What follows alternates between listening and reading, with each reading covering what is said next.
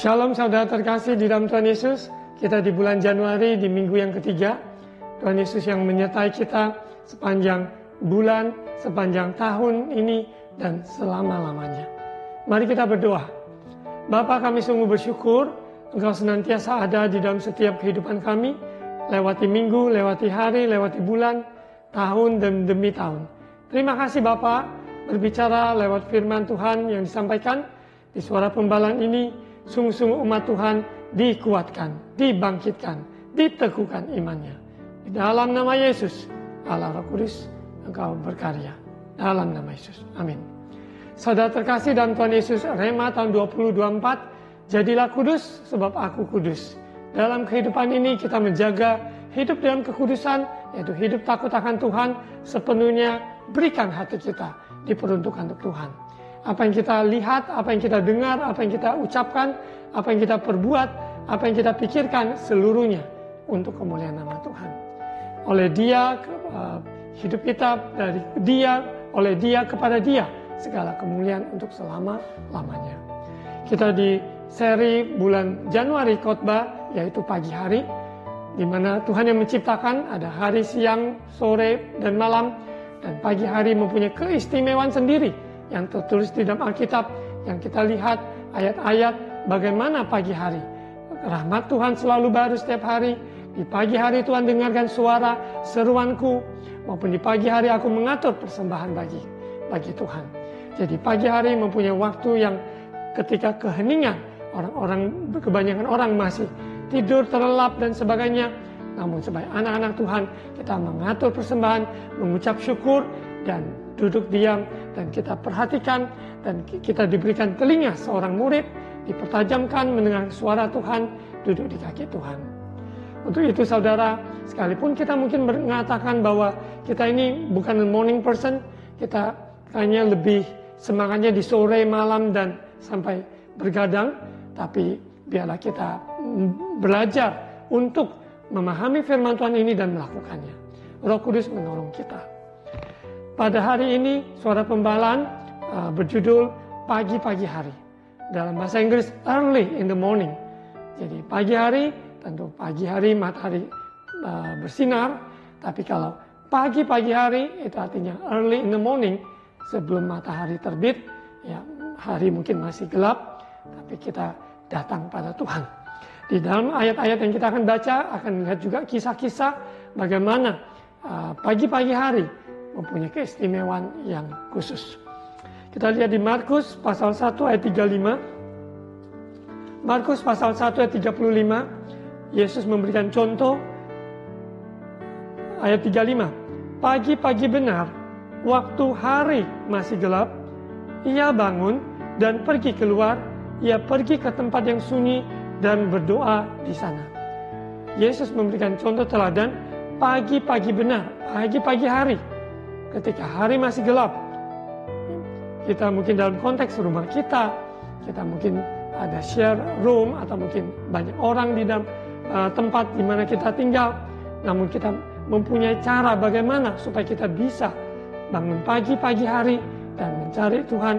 Kita pergi ke tempat yang sunyi dan berdoa di sana.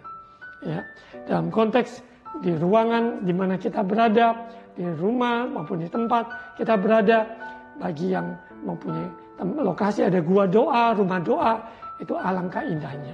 Kita bisa datang untuk mencari Tuhan.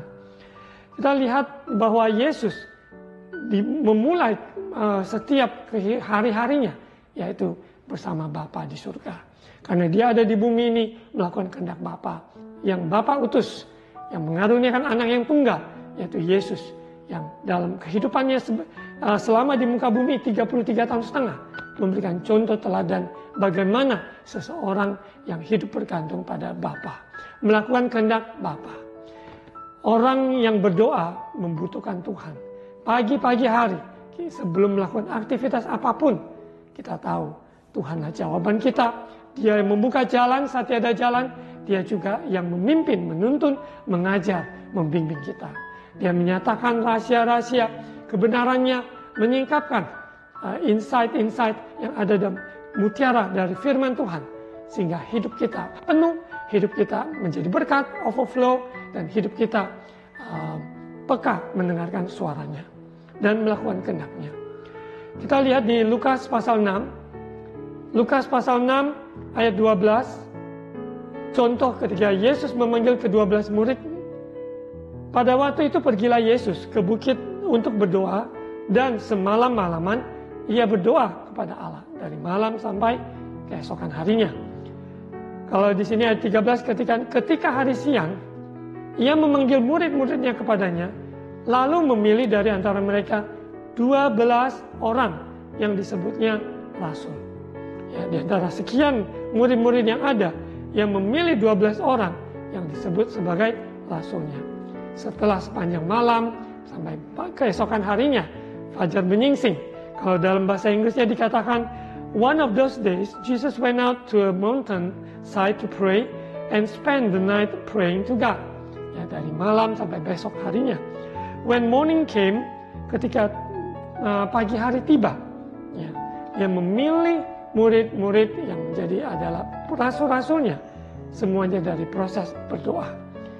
Apa yang saat ini saudara memilih mengambil sebuah keputusan dalam studi, dalam pekerjaan, dalam pelayanan, dalam keluarga, apa saja yang saudara gumulkan. Ambil waktu, maupun kalau dalam konteks ini dari malam sampai esok harinya. Ya, penekanan saya adalah pagi-pagi hari, subuh sebelum matahari terbit. Ya, waktu masih gelap, kita sungguh-sungguh memandang pada kebesaran Tuhan, memuji kebesarannya, mengangkat suara kita, mengangkat hati kita, maupun angkat kepala kita, pandang pada kerajaannya, datanglah, kehendak-Mu jadilah di bumi seperti surga.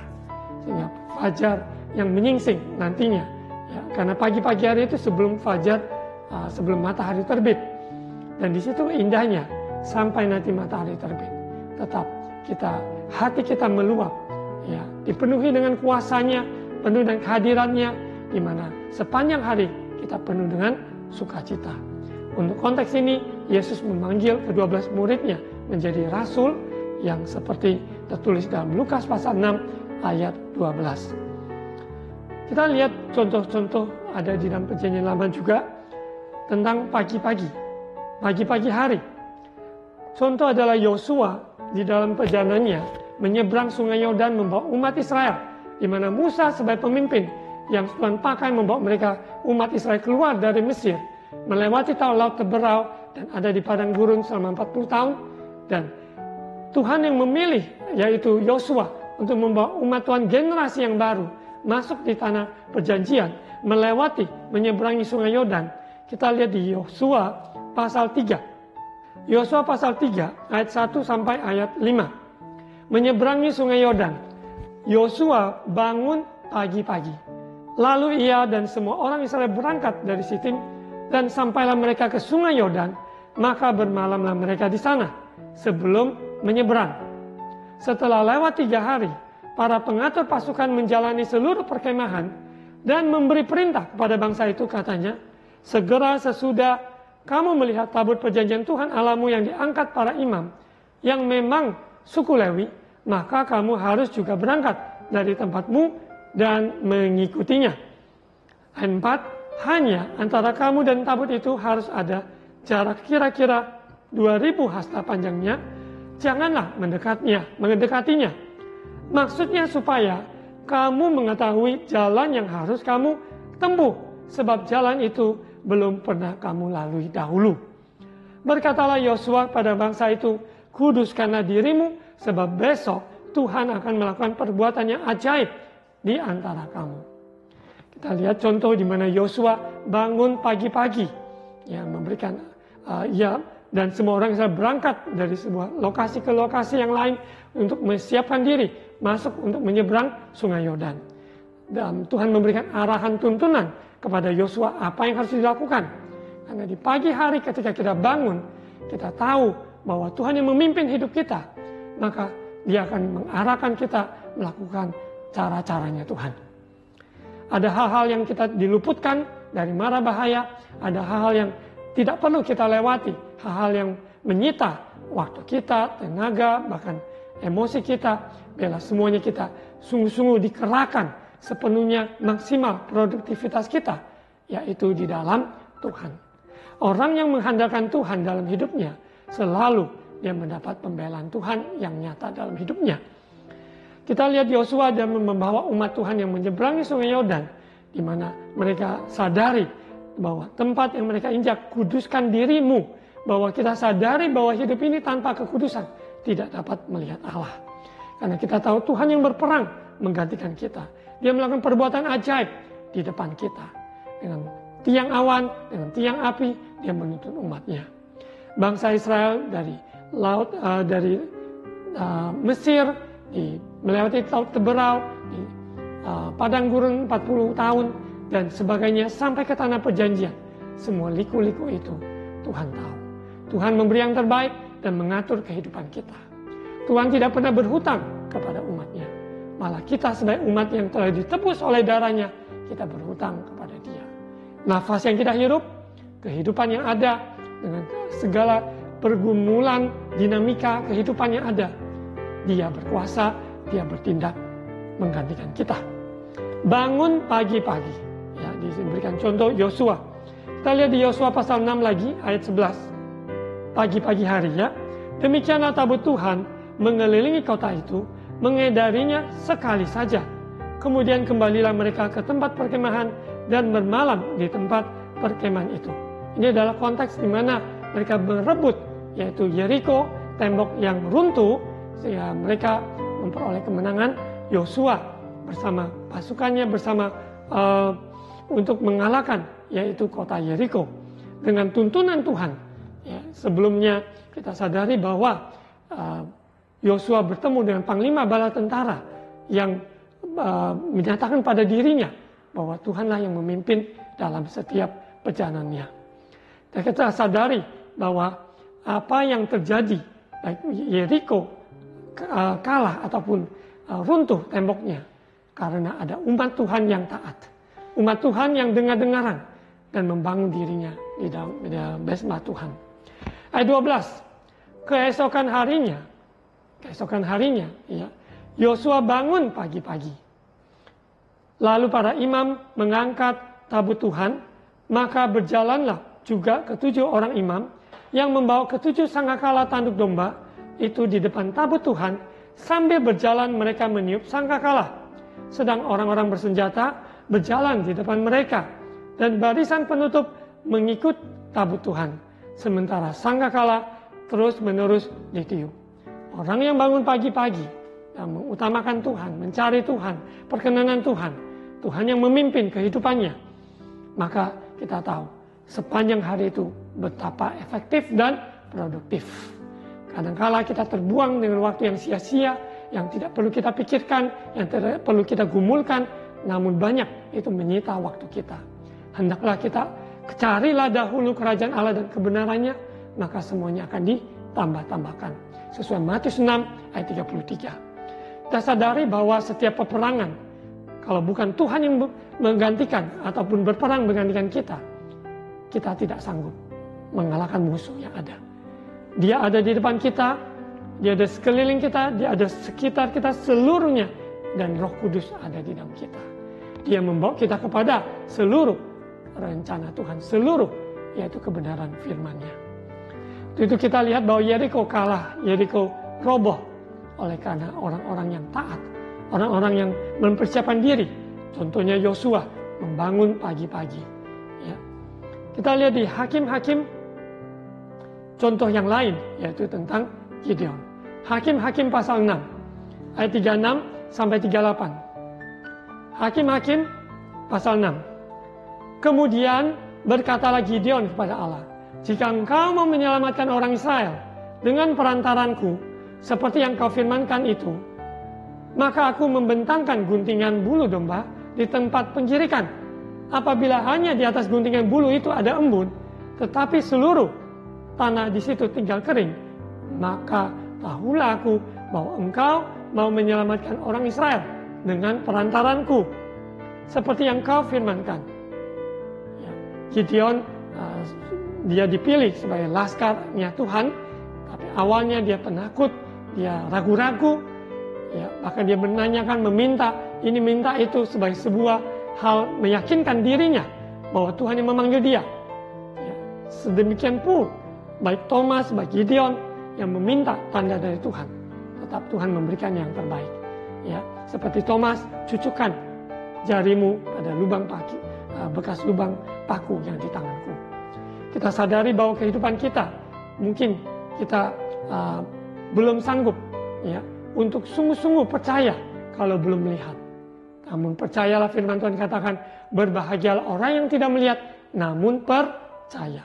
Namun kalau ada yang meminta tanda, tetap minta tanda, karena Tuhan memberi yang terbaik. Seperti Gideon meminta tanda, dan ayat 38 dikatakan, dan demikianlah terjadi, sebab keesokan harinya pagi-pagi ia bangun. Gideon bangun pagi-pagi, dipulasnya guntingan bulu itu, dan diperasnya air embun dari guntingan bulu itu secawan penuh air. Sehari kita mempunyai 24 jam yang Tuhan berikan kepada setiap orang. Namun kita sadari pagi-pagi hari, waktu yang terindah, yang sangat indah, di mana kita bisa habiskan waktu itu bersama Tuhan, dan kita dengar-dengaran, dan kita lakukan perintah-perintahnya.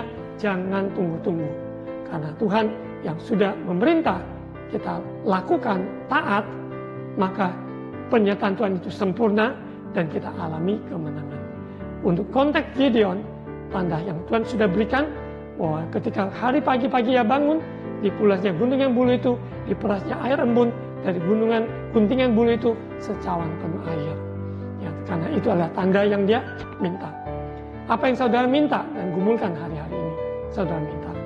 Ya, percaya Bapa yang memberikan yang anaknya meminta roti, tidak mungkin yang memberikan batu. Kita meminta ya, pimpinannya, urapannya menuntun hidup kita. Kita lihat lagi Gideon, Hakim-Hakim pasal 7. Hakim-Hakim pasal 7 ayat 1 sampai 3. Adapun Yerubbaal, itulah Gideon, bangun pagi-pagi, digarisbawahi, bangun pagi-pagi. Berarti itu sebelum matahari terbit. Dengan segala rakyat yang bersama-sama dengan dia, lalu mereka berkemah dekat mata air Harod. Perkemahan orang Midian itu ada di sebelah utaranya, dekat bukit More di lembah. Berfirmanlah Tuhan pada Gideon, ayat 2, terlalu banyak rakyat yang bersama-sama dengan kau itu, daripada yang kukendaki, untuk menyerahkan orang Midian ke dalam tangan mereka. Jangan-jangan Israel memegah-megahkan diri terhadap aku, sambil berkata, tanganku sendirilah yang menyelamatkan aku. Ayat 3, maka sekarang serukanlah pada rakyat itu demikian. Siapa yang takut dan gentar, biarlah ia pulang enyah dari pegunungan Gilead. Lalu pulanglah 22.000 orang dari rakyat itu, dan tinggallah 10.000 orang. Di mana proses eliminasi dari kumpulan begitu banyak menjadi tambah sedikit, karena orang-orang yang dipilih Tuhan yang sungguh-sungguh tidak takut, tidak khawatir, dan percaya peperangan ini pasti mereka menangkan bersama Tuhan. Kita lihat dari ini ada pulang 22.000 dan tinggal 10.000, dan akhirnya nantinya hanya 300 orang. Untuk itu saudara, bangun pagi-pagi. Kita sadari bahwa penyertaan Tuhan itu menyertai kita sepanjang hari tersebut. Untuk tugas yang Tuhan berikan, percaya Tuhan yang memanggil, Tuhan juga menyediakan. Tuhan yang memanggil, dia melengkapi kita. Kuasa dari tempat maha tinggi, dia yang memanggil kita, maka kita juga sudah ada jaminan di dalam hidup kita, ada jaminan bersama dia. Mana kita lihat contoh dari Yosua tadi, contoh dari Gideon, bangun pagi-pagi. Early in the morning, pagi-pagi hari. Kita lihat di Keluaran pasal 9, Keluaran pasal 9 ayat 13. Ini contoh dari Musa. Berfirmanlah Tuhan kepada Musa, bangunlah pagi-pagi dan berdirilah menantikan Firaun, dan katakanlah kepadanya, beginilah firman Tuhan Allah orang Ibrani, biarkanlah umatku pergi supaya mereka beribadah kepadaku. Kita bangun pagi-pagi hari, laksanakan tugas yang sudah menanti. Untuk konteks Musa, dia bertemu dengan Firaun yang keras, ya, Raja Firaun yang tidak izinkan, tidak mau umat Israel beribadah kepada Allah mereka. Namun lewat tulah demi tulah yang terjadi, di mana Firaun tidak dapat menahan, tidak bisa membendung kuasa Tuhan.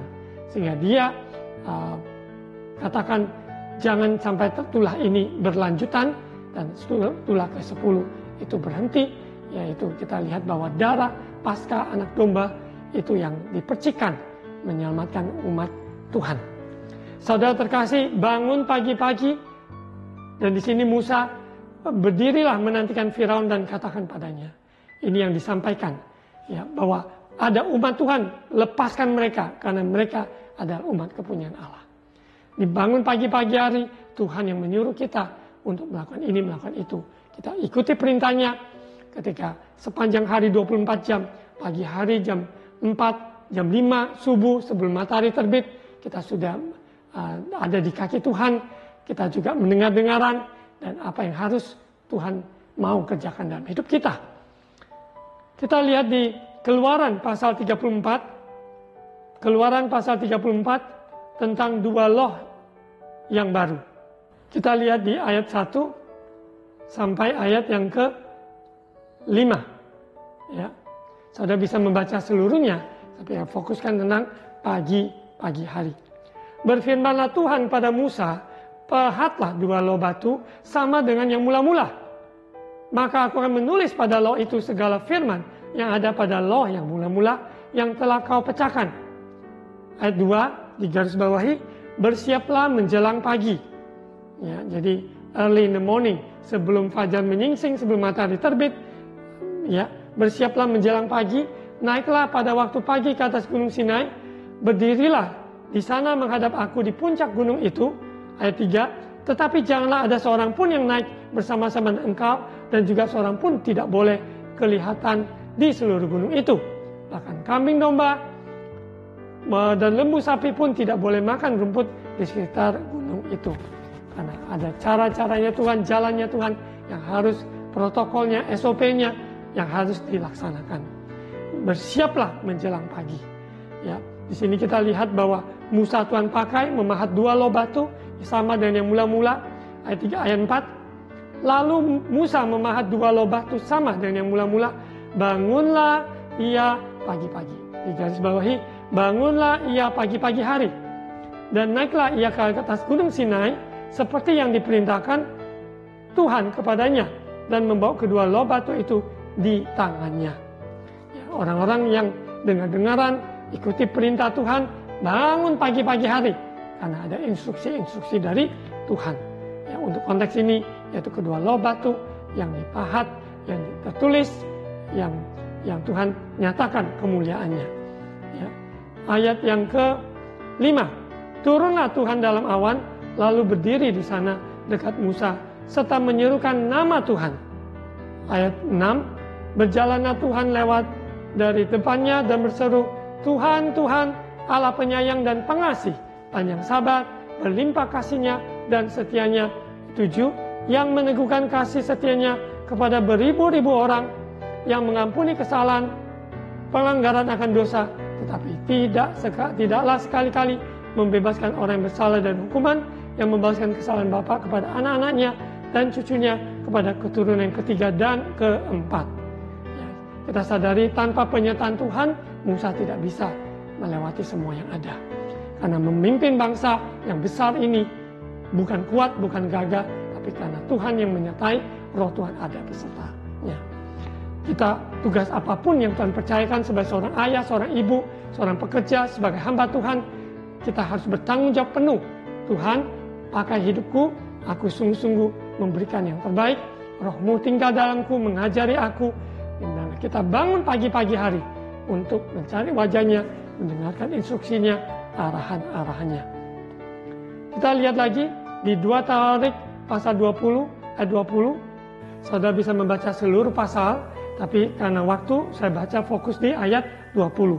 Ini bagaimana seorang raja Yehuda, Yehosafat, melihat bahwa ada bala tentara yang datang mau menyerang, dan dia takut tidak dapat berbuat apa-apa, dan dia berserukan puasa, merendahkan hati, mencari wajah Tuhan, dan kita lihat apa yang terjadi. Orang-orang yang merendahkan diri, mencari Tuhan, mencari wajahnya, maka Tuhanlah pembelanya. Bukan engkau yang berperang, tapi aku yang menggantikan engkau berperang. Kita percaya kita akan melihat kemenangan, meraih kemenangan. Karena Tuhan yang berikan kemenangan atas setiap peperangan. Kita lihat contoh tentang pagi-pagi hari. 2 Tawarik 20 ayat 20 sampai ayat 22. Keesokan harinya pagi-pagi. Berarti early in the morning. Subuh sebelum matahari terbit. Mereka maju menuju padang gurun Tekoa. Ketika mereka hendak berangkat, berdirilah Yosafat dan berkata, dengar hai Yehuda dan penduduk Yerusalem, percayalah kepada Tuhan Allahmu dan kamu akan tetap teguh. Percayalah kepada nabi-nabinya dan kamu akan berhasil. Ayat 21, setelah ia berunding dengan rakyat, ia mengangkat orang-orang yang akan menyanyi-nyanyikan nyanyian untuk Tuhan dan memuji Tuhan dalam pakaian kudus yang semarak pada waktu mereka keluar di muka orang-orang bersenjata sambil berkata, nyanyikanlah nyanyian syukur bagi Tuhan, bahwasanya untuk selama-lamanya kasih setianya. Bayangkan dalam peperangan yang harusnya orang-orang memakai senjata yang mutakhir, yang terbaru dan sebagainya untuk mengalahkan musuh. Namun di dalam peperangan kita sadari, kita handalkan Tuhan, mencari wajahnya. Keesokan hari pagi-pagi ya, dalam menuju padang di mana peperangan terjadi, kita sadari kita mempercayai Tuhan, mempercayai hamba-hamba nabi-nabi yang Tuhan percayakan untuk memimpin kita, menuntun kita dalam kebenaran yang Tuhan sudah tetapkan. Mari kita belajar mentaatinya. Ya, dalam konteks ini, angkat puji-pujian, karena puji-pujian adalah senjata yang Tuhan berikan. Kita angkat suara kita, angkat puji-pujian, sorak-sorai, iblis dikalahkan. Karena kita tinggikan nama Tuhan, Yesus yang dimuliakan, Rohnya yang bekerja, mencerai-beraikan semua lawan dari semua musuh ya yang datang menyerang. Dikatakan nyanyian syukur, nyanyikanlah nyanyian syukur, bahwasanya untuk selama-lamanya kasih setianya.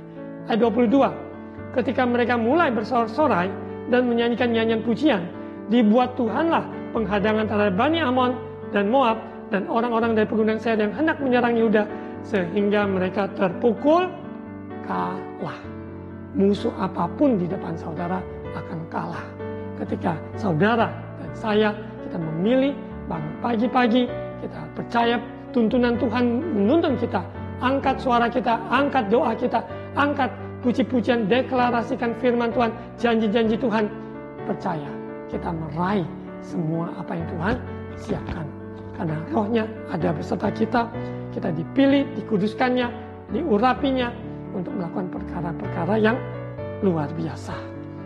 Biarlah firman Tuhan di seri khotbah pagi hari membuat kita lebih lagi yakin dan melangkah untuk mencari Tuhan di pagi-pagi hari. Bukan hanya pagi hari, tapi di pagi-pagi hari. Kita bangun, ada tugas-tugas yang sudah Tuhan percayakan, jangan tunggu lagi, lakukan seperti yang Tuhan sudah arahkan. Mari kita berdoa. Bapa, di dalam nama Tuhan Yesus, firman Tuhan ya dan amin dalam perjalanan hidup kami. Ada pagi, ada siang, ada sore dan malam hari. Kami tahu bahwa dari firman Tuhan, keistimewaan dari pagi hari, di mana kami bangun pagi-pagi, kami yakin percaya, Tuhan, Engkau dimuliakan, Engkau ditinggikan, Engkau memberikan hikmat tuntunan bagi umat-Mu dalam segala pergumulannya. Supaya yang sakit, Tuhan jamah, Tuhan sembuhkan, oleh bilur-bilur Yesus disembuhkan. Yang lemah dikuatkan, yang bimbang diteguhkan imannya. Biarlah semua anak-anak Tuhan hidup dalam takut akan Tuhan, hidup dalam kekudusan, memuliakan nama-Mu. Terima kasih Bapa, berkati umat-Mu, maupun dimanapun berada dan segala keberadaannya. Berkati negara kami, bangsa kami Indonesia, yang akan mengadakan yaitu pemilu di tanggal 14 Februari tahun 2024 ini. Kami minta penyertaan Tuhan, biar umat Tuhan melakukan bagiannya, maupun memberikan kontribusi dalam doa, dalam apa yang dilakukan, ikut dalam pemilu ini dengan takut akan Tuhan. Terima kasih Bapa, Engkau yang berkuasa berdaulat atas bangsa kami. Berkati gereja-gereja Tuhan, Yesus adalah kepala gereja, biarlah kami dipersatukan dalam melakukan amanat agung di akhir zaman ini. Dalam nama Yesus. Saudara terkasih, angkat kedua tangan, terima ucapan berkat imam. Tuhan yang memberkati engkau dan melindungi engkau. Tuhan menyinari engkau dengan wajah-Nya dan memberi engkau kasih karunia. Tuhan menghadapkan wajahnya kepadamu dan memberi engkau damai sejahtera. Terimalah berkat dari kasih karunia dari Allah Bapa, cinta kasih Tuhan Yesus, persekutuan Allah Roh Kudus menyertai kita sekalian hari ini sampai Maranatha, Yesus datang kembali. Di dalam nama Tuhan Yesus. Amin.